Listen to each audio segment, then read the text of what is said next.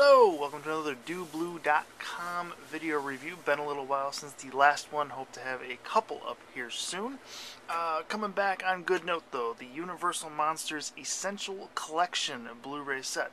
For those wondering, this is not the US set. I normally review US Blu-rays. In this case, I got the UK set, which you can tell because it has all of the UK style ratings all over it. Why? The UK set I got for $32. The US set at the same exact time was around $120. So the choice was obvious because there's no difference other than the box.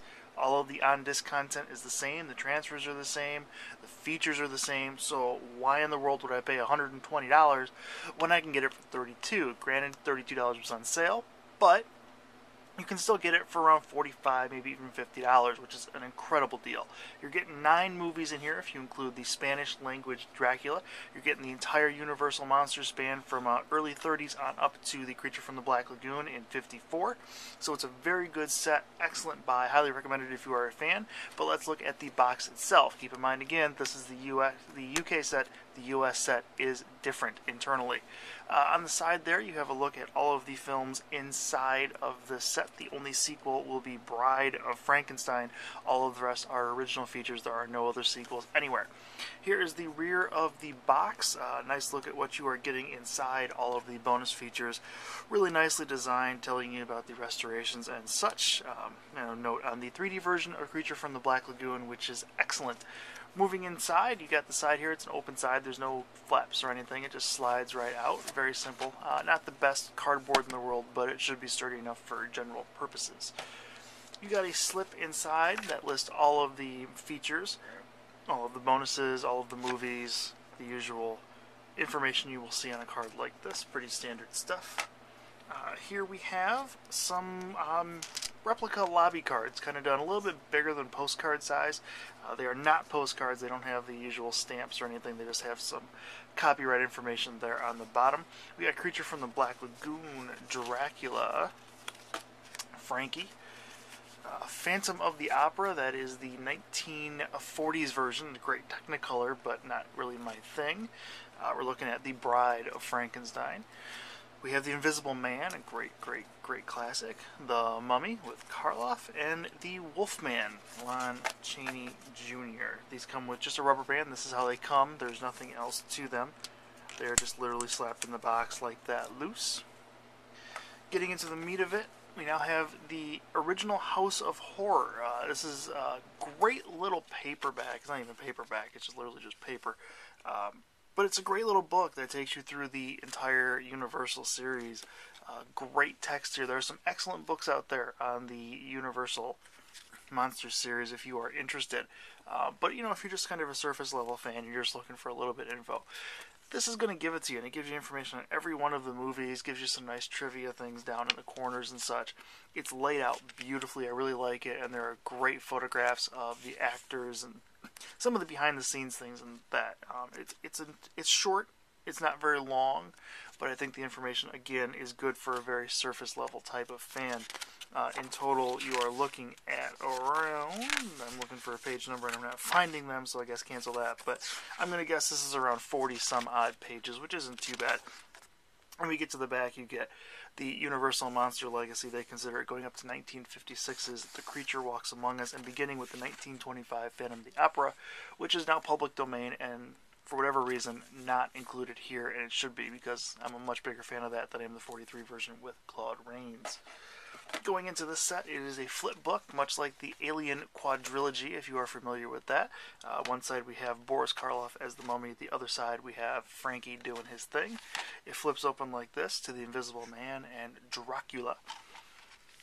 Open it up. Excellent casing, I will say that. The discs are stored on very thick, hard plastic cases like they should be. They kind of inset. There's a lip right here that you have to slide the disc under to put it in. So basically, if you have these two discs sitting here and you want to get to Frankenstein, you really should pull out Dracula first, but you can do it. I just don't recommend it. It's in chronological order. They're laid out beautifully, and each one has specific art on the back. So here we have the Mummy. Here we have the Invisible Man. And here we have the Bride of Frankenstein and the Wolfman, and back there is the Claude Rains Phantom of the Opera. And then finally, again, we have Phantom of the Opera and Creature from the Black Lagoon with a nice shot of the underwater suit of the creature there. As you can tell, these are the UK discs because they have ratings all over them for like 6 different countries.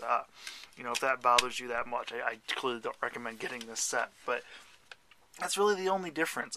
You know, in terms of video quality and all of that fun stuff, you're going to see a whole lot of variances here and there, but for the most part, Universal did a great job on this set. Kudos to them.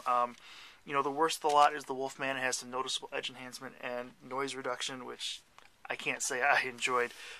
But Dracula looks great. Frankenstein looks great. Their core films look fantastic. The only one in color is the Phantom of the Opera. The Technicolor looks just dazzling in HD.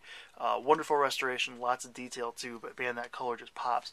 And Creature from the Black Lagoon also includes 3D, which I totally give thumbs up to.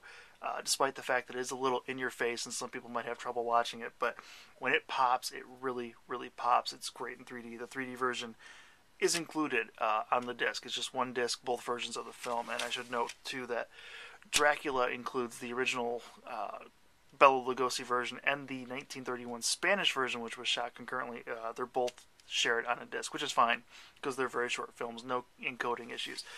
If you're looking for text reviews and full 1080p screen caps for all of these discs individually done, this is the most thorough review on the internet. You can go to doblue.com. I'll include a tag down there in the info box you can follow to check that out.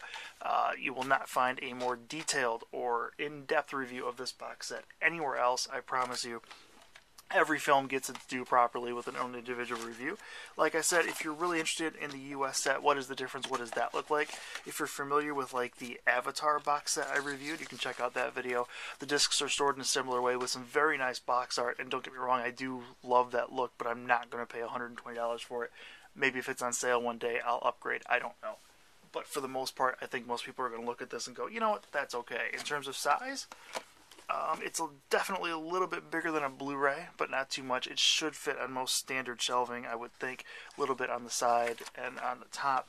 And comparatively to a DVD, it is just a little bit thinner. I'm sorry, a little bit larger on the side and way, way, way shorter on the top. So not a big deal there.